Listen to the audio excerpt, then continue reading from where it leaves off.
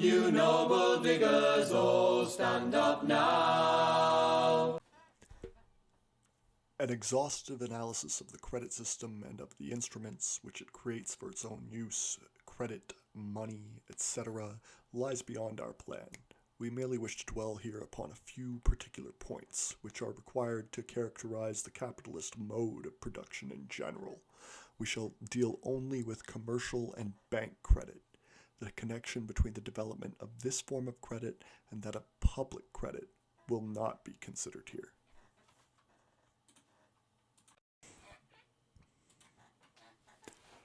I have shown earlier how the function of money as a means of payment, and therewith a relation of creditor and debtor between the producer and trader of commodities, developed from the simple circulation of commodities. Money serves here, by and large, merely as a means of payment, i.e., commodities are not sold for money, but for a written promise to pay for them at a certain date. For brevity's sake, we may put all these promissory notes under the general head of bills of exchange.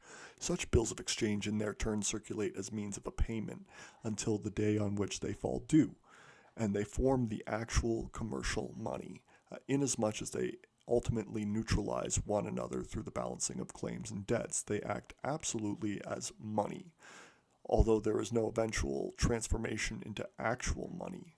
Just as these mutual advances of producers and merchants make up the real foundation of credit, so does the instrument of their circulation, the bill of exchange, form the basis of credit money proper, of banknotes, etc.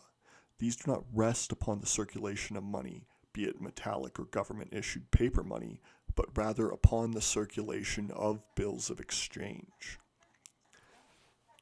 W. Leatham writes in his Letters on the Currency, 2nd edition, London, 1840, I find, then, the amount of the whole of the year 1839 to be £528,493,842. He assumed that the foreign bills of exchange made up about 1/5 of the total, and the amount of bills out at one time in the above year to be £132,123,460. The bills of exchange make up one component part greater in amount than all the rest put together, page 3. This enormous superstructure of bills of exchange rests upon the base formed by the amount of banknotes and gold, and when, by events, this base becomes too much narrowed, its solidity and very existence is endangered, page 8. If I estimate the whole currency, he means of the banknotes, and the amount of liabilities of the bank and the country bankers, payable on demand, I find a sum of 153 million, which by law can be converted into gold, and the amount of gold to meet this demand, only 14 million. The loanable capital which the banks have at their disposal streams to them in various ways. In the first place, being the cashiers of the industrial capitalists, all the money capital which every producer and merchant must have as a reserve fund or receives in payment is concentrated in their hands. These funds are thus converted into loanable money capital. In this way, the reserve fund of the commercial world, because it is concentrated in a common treasury, is reduced to its necessary minimum, and a portion of the money capital which otherwise would have to lie slumbering as a reserve fund is loaned out and serves as interest-bearing capital. In Tooke, Inquiry into the Currency Principle, pages 36 and 37, the business of bankers, ellipses, may be divided into two branches, ellipses. One branch of the banker's business is to collect the capital from those who have not immediate employment for it, and to distribute or transfer it to those who have. The other branch is to receive deposits of the incomes of their customers and to pay out the amount as it is wanted for expenditure by the latter in the objects of their consumption, the former being a circulation of capital, the latter of currency. Ellipses. One relates to the concentration of capital on the other hand, and the distribution of it on the other. The other is employed in administering the circulation for local purposes of the district. Fullerton, on the Regulation of Currencies, 2nd edition, London, 1845.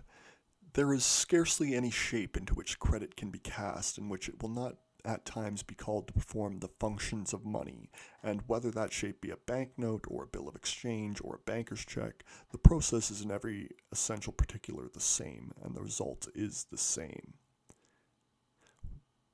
We have seen that Gilhart knew, even in 1834, that, quote, whatever gives facilities to trade gives facilities to speculation. Trade and speculation are in some cases so nearly allied that it is impossible to say at what precise point trade ends and speculation begins. The easier it is to obtain advances on unsold commodities, the more such advances are taken, and the greater the temptation to manufacture commodities or dump already manufactured commodities in distant markets just to obtain advances of money on them. To what extent the entire business world of a country may be seized by such swindling, and what it finally comes to, is amply illustrated by the history of English business during 1845 to 1847. It shows us what credit can accomplish. Before passing on to the following examples, a few preliminary remarks. At the close of 1842, the pressure which English industry suffered almost uninterruptedly since 1837 began to lift. During the following 2 years, foreign demand for English manufactured goods increased still more. 1845 and 1846 marked a period of greatest prosperity. In 1843, the Opium War had opened China to English commerce. The new market gave a new impetus to the further expansion of expanding industry, particularly the cotton industry. How can we ever produce too much? We have to clothe 300 million people, a Manchester manufacturer said to this writer at the time. But all the newly erected factory buildings, steam engines, and spinning and weaving machines did not suffice to absorb the surplus value pouring in from Lancashire. And in most cases, these basic enterprises were already overburdened.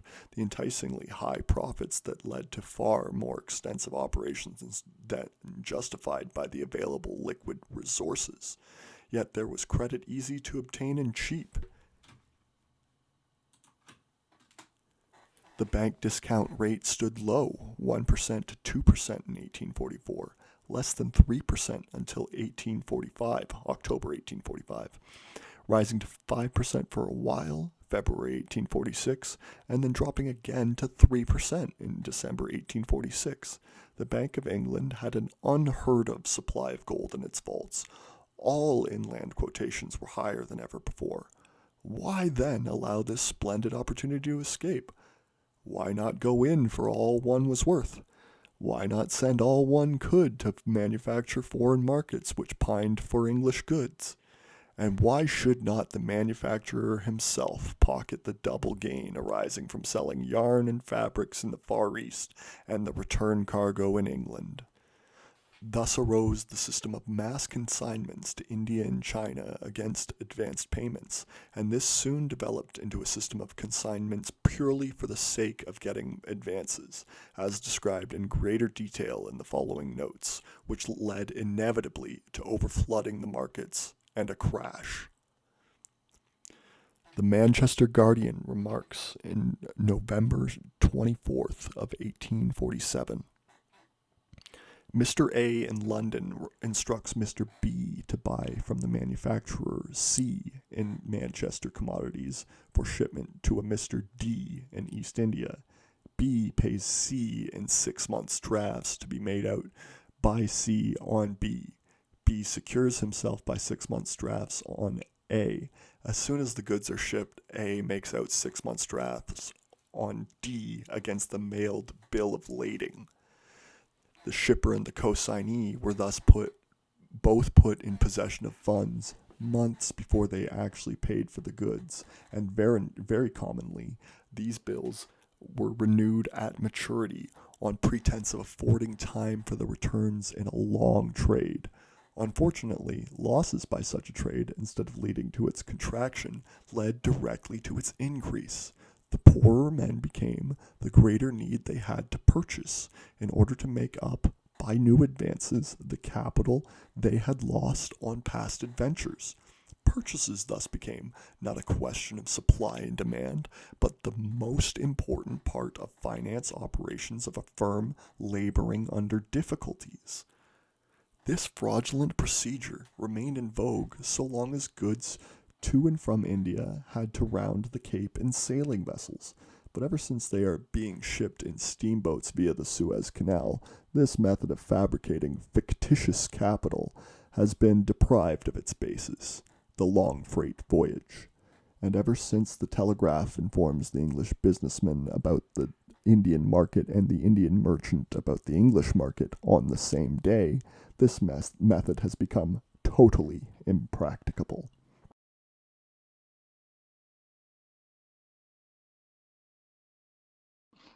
And speaking of money, how about the $20 you owe me? Oh, yeah? Well, I only got 10, so here's 10 and I owe you 10. Thanks. Hey, Mo, you owe me 20. Well, here's 10 and I'll owe you 10. You owe me 20. Here's 10, I owe you 10. Here's the 10 I owe you. Here's the 10 I owe you. Here's the 10 I owe you. Good, now we're all even. Welcome, comrade. Never forget the form.